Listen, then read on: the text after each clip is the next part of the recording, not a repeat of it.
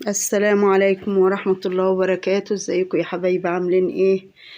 يا رب تكونوا بخير وكل سنة وانتم طيبين، ويعود عليكم الأيام بخير، والسنة الجاية كلنا نبقى على عرفات يا رب، يكتبها لكل مشتاق ويكتبها لكل الناس يا رب. بسم الله ما شاء الله. النهاردة بقى نعمل أكلة الكوارع الجميلة دي. اللهم صل على النبي. بسم الله ما شاء الله. أظن ما فيش حد ما بيحبش الكوارع. الكوارع دي بقى حاجة حلوة كده للعظم وللركب ولكل حاجة، يعني هي الفيتامين بتاع العظم يعني.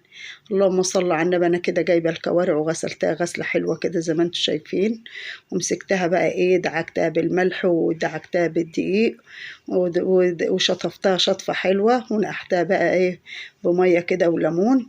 اللهم صل على النبي. طبعا لما بتحطي عليها الليمون وتنقعها شوية ما بيبقاش فيها أي حاجة، بالذات كمان لما بتدعكها بالملح والدقيق. بسم الله ما شاء الله بتبقى ايه نظيفة وزي الفل. أهم حاجة إن انت بتجيبها ايه من جزار انت بتتعاملي معاه يكون حاجته حلوة ونظيفة. بتبقى الحاجة حلوة ومضمونة يعني. اللهم صل على النبي. انا طبعا بعد ما شطفتها كده بالميه والميه اللي كانت منقوعه فيها والليمون، مسكتها بقى وحطيت معلقتين سمنه حلوين كده، وانا بشوحها كده الاول. في ناس بقى ايه بتحطها في الميه بتغلي ويدلقوا الميه. يعني كل واحد بقى وطريقته. لا انا بمسكها الاول، بشوحها كده بسمنه، وما شاء الله لا بيبقى فيها ريم ولا الشوربة معكرة ولا أي حاجة. بتبقى جميلة جميلة. كل واحد برضو الطريقة اللي بيرتاح فيها يعمل. أنا حطيت شوية فلفل أسمر، وحطيت حبهان مطحون، وده شوية جنزبيل.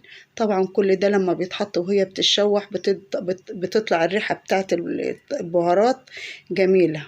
وده ايه جوزة الطيب، بشرت حتة كده عليها، وشوحت بقى كله ببعضه كده. بسم الله ما شاء الله. ورقتين لوري.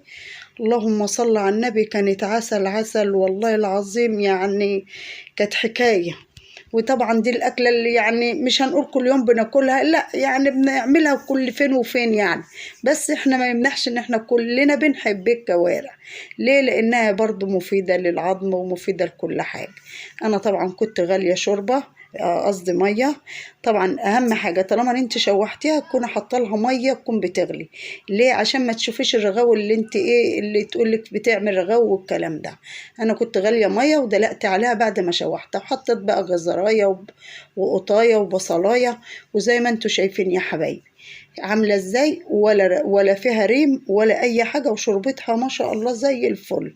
حتى انا بقى الجزرايه والقطايه والبصلايه، ونسيبها بقى ايه تاخد وتدي مع نفسها كده بشكل ودي ما شاء الله. وانا اعمل لها بقى ايه توميه كده، طشه توميه ديت انا بحطها عليها برضو، بتدي طعم للشوربه حكايه. اللهم صل على النبي. هي بقى تاخد بقى مع نفسها وتغلي بقى وتستوي مع نفسها، على ما نعمل بقى ايه التخديعة بتاعتها، ونعمل بقى الرز ما شاء الله. انا كده بقى ايه نعمل الصلصة بقى بتاعت الفتة. عملتها بقى ايه، حطيت بقى معلقتين توم حلوين، وحطيت سمنة حلوة كده.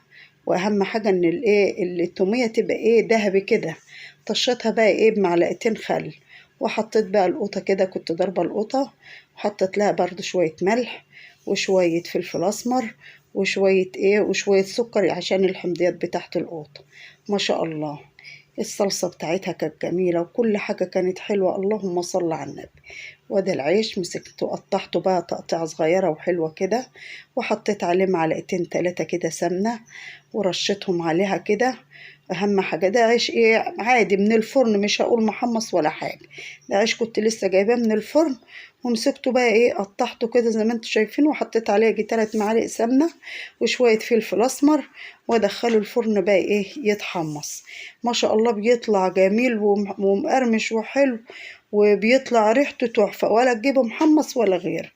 وكانت الكوارع بتاعتنا هي تستوت، حطت لها بقى الملح، وتاخد بقى وتدي مع نفسها كده وتشرب ايه الملح بقى تتحيق. شايفين فتحت من كل ناحية. ما شاء الله. دي كوارع بقى ايه. اهم حاجة ان انت تجيبي الكوارع القدامانية. الكوارع القدامانية هي اللي بيبقى فيها لحمة كويسة. دي بقى ايه احنا هنعمل الكوارع في الطاجن. انا بعمل لها ايه مش بحمر البصلاية. دي بصلاية كده بحمرها يعني ايه بشوحها يا دوبك كده ايه تتشوح، وحطيت عليها فصين توم. مجرد ما اشم ريحة التوم متشوح كده مع البصلاية، بقوم ايه حاطه لها بقى ايه شوية قوطة كده صغيرين، لان احنا هنعمل الكوارع في طاجن. اللهم صل على النبي، بسم الله ما شاء الله. كانت تحفة والله تحفة، والأكلة سهلة وبسيطة وما خدتش مننا وقت. ديت بقى ايه التسبيكة بتاعت الايه بتاع الطاجن اللي هنحطه ايه، هنحطها على الكوارع وندخلها على الفرن. حطيت لها برضو شوية فلفل اسمر، وحطيت لها شوية ملح وشوية سكر، واسيبها ايه تتسبك كده مع نفسها. ودي تسبيكة الايه الصلصة بتاعت الفتة خلصت. نعمل بقى ايه حبة الرز. اهم حاجة ان انت تشوحي الرز تشويحة كويسة، يطلع بقى معاكي مفلفل وجميل. حطيت عليه شوية الملح وشوحته كده في السمنة. اهم حاجة ايه ما تشوحي تشويحة حلوة، بيتغلف كله بالسمنة. وتكون غالية له بقى شوية مية كده، تنزلي عليه مية مغلية، هتلاقيه غلي معاكي على طول. وما شاء الله يطلع مفلفل وجميل. ودي بقى الايه الصلصة بتاعت الطاجن. خدت بقى ايه معلقتين شوربة كده من بتوع الايه الكوارع، حطيتهم على الصلصة. وهطلعنا بقى ايه الكوارع ما شاء الله زي ما انتم شايفين يا حبايبي، استوت بقت ايه زبدة كده. اللهم صل على النبي. وحطيتها بقى كده في الطاجن. بسم الله ما شاء الله. احط بقى عليه ايه اللي التسبيكة بتاعتها اللي انا قلت لكم عملتها ايه ببصلاية وفصين توم.